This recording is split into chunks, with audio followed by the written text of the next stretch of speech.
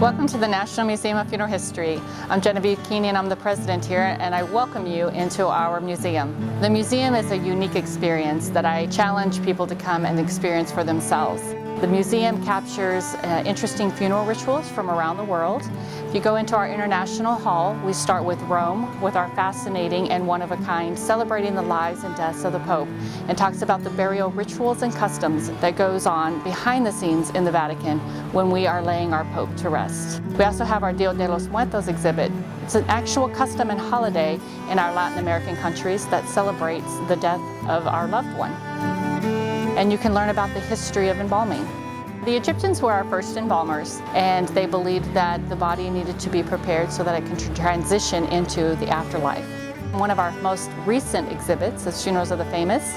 You'll get to see all of the different memorial folders and/or memorial cards from different famous people throughout the world, our iconic leaders. And then the museum houses an amazing collection of caskets from different time periods.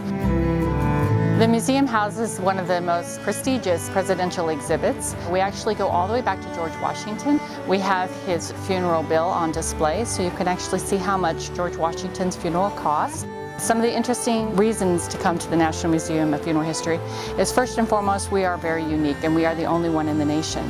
We represent a time-honored tradition of burying our loved ones. It's a rite of passage, and it's something that each and every one of us will be affected by in our lives. So the museum captures that through exhibits on how we've cared for our dead over time. So I challenge you to come out and view the museum and have an experience like no other.